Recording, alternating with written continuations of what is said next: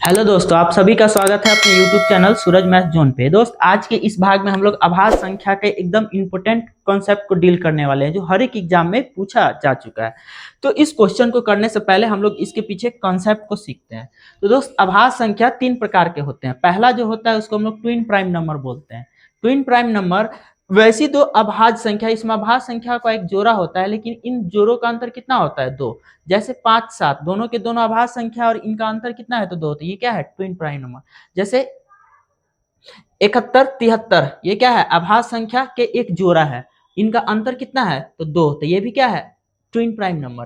ठीक, आभाज्य संख्या का दूसरा प्रकार जिसको हम लोग को प्राइम नंबर बोलते हैं, इसमें भी आभाज्य दो अभाज्य संख्या होता है और इन दोनों संख्याओं का अंतर कुछ भी हो और दोनों संख्याओं का एचसीएफ भी एक होता है। जैसे 5 और 7 दोनों के दोनों अभाज्य संख्या है, अंतर कुछ भी हो, 2 हो 3 हो, उससे कोई लेना देना, लेकिन दोनों के दोनों संख्या अभाज्य संख्या होनी चाहिए।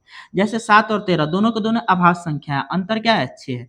जैसे 61 और 67 दोनों के दोनों अभाज्य संख्या है, अंतर क्या है? 6 है। ठीक, उसके बाद तीसरा जो प्रकार होता है जिसको हम लोग रिलेटिवली प्राइम नंबर बोलते हैं, इसमें दो संख्या हो, वो दो संख्या या तो अभाज्य संख्या हो या फिर भाज्य संख्या हो, लेकिन उनका एचसीएफ क्या होना चाहिए?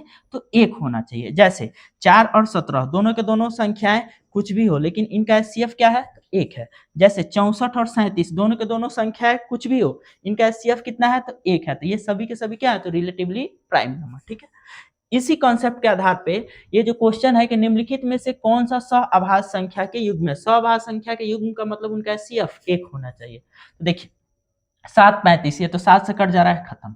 32 और 62 ये 2 से कट जा रहा है, तो इसका एचसीएफ एक नहीं होगा। जैसे 217 और 651 ये भी 7 से कट जाएगा और ये भी 7 से कट जाएगा। ठीक, तो ये भी अभाज्य संख्या सहअभाज्य संख्या नहीं होगा। तो इसका आंसर होगा क्या? तो ए फॉर एप्पल। ठीक है दोस्तों?